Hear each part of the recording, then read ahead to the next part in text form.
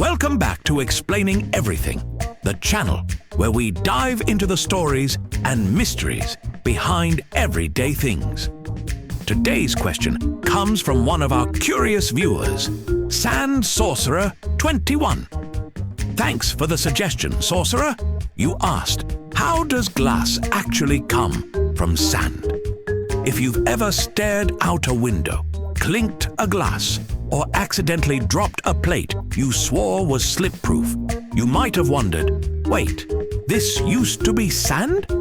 Today, we're taking a deeper look at how those tiny grains you shake out of your shoes after every beach trip somehow turn into smooth, clear, breakable but magical glass. Right here on Explaining Everything.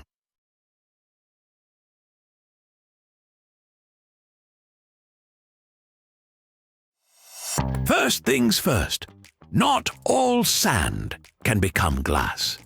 If that were the case, toddlers making sandcastles would basically be manufacturing windows with their bare hands. The important part is silica, sometimes called quartz, which gives sand its sparkle and gives glass its ability to exist at all. Silica has this wonderful personality trait where it can handle ridiculously high temperatures. But if you heat it high enough, it finally gives in and melts. Like me, when someone puts a plate of fresh cookies in front of me. Pure silica sand melts at around 1,700 degrees Celsius. For context, that's hotter than volcanic lava, and definitely hotter than the jalapeno you lied about being no big deal. The silica grains themselves are tiny crystals arranged in a super-organized structure. But when you heat them, they lose their order. They give up. They go full chaos mode.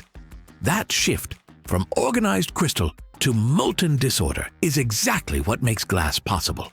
So yes, glass is basically melted chaos, cooled into something useful, kind of like my attempts at baking. So, what happens when you blast silica with a temperature that would make even the sun say, chill out? It melts into a glowing hot liquid, kind of like honey, if honey could instantly destroy your existence upon contact. In industrial glassmaking, sand is mixed with a few helpful sidekicks: soda ash and limestone. Soda ash lowers the melting point, so factories don't have to unleash the heat of 10,000 suns just to get the job done. Limestone steps in to keep the final glass product stable, because nobody wants windows that crumble like a dry cookie. This mixture gets shoveled into a massive furnace and cooked continuously inside. The sand grains slowly lose their structure. It's like watching someone slowly accept the fact that adulthood is just taxes and being tired. Eventually, all those grains merge into one seamless orange-yellow river of molten glass. At this point, glass is in its most dramatic form, a swirling, glowing potion that looks like it's auditioning for a role in a fantasy movie. And honestly, it would probably get the part.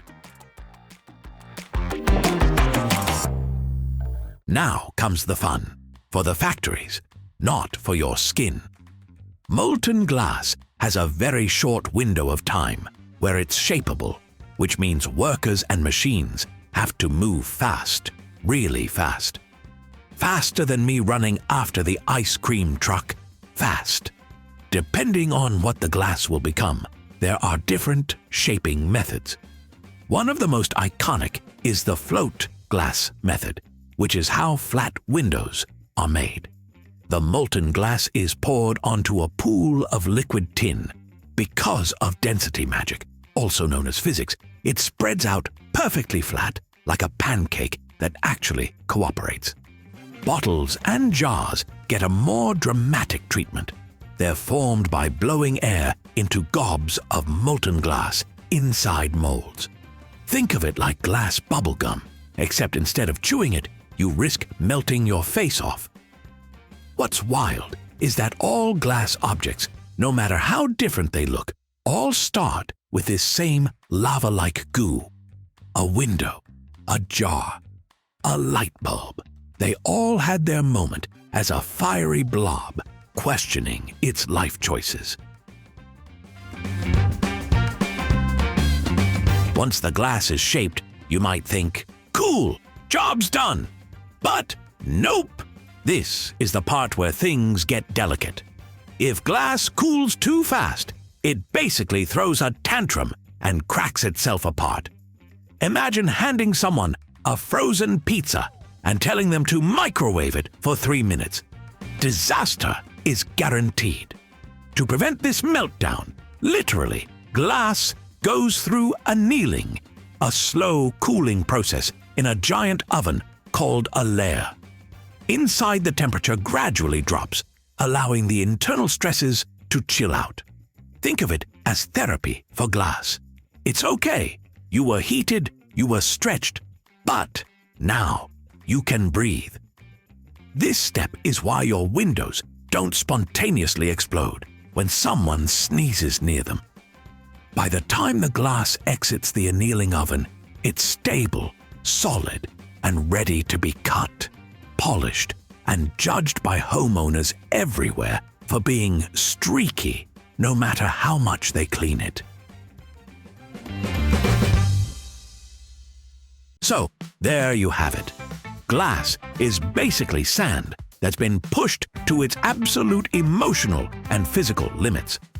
First, we hunt for the silica hiding inside ordinary sand. Then, we crank the heat high enough to melt it into a glowing liquid that looks like mythological soup. From there, factories shape it into everything from windows to bottles, and finally cool it down slowly so it doesn't self-destruct. It's one of those processes that feels impossibly magical, but is really just chemistry, physics, and a big furnace that never gets a day off. The next time you look through a window, just remember, you're staring through sand that survived a 1,700 degrees Celsius midlife crisis and came out better for it. If you enjoyed this video, or if you are now planning to kick a window out of sheer frustration, leave a like and don't forget to subscribe. Also, if you have suggestions for our next video, feel free to share them in the comments below. We'll be sure to give you an acknowledgement for your contribution. If you enjoyed this video, please check out our other binge-able channels. Thank you for tuning in, and join us next time here in the channel that answers all the why, what, who, where, and how questions you've always wondered about, here on Explaining Everything.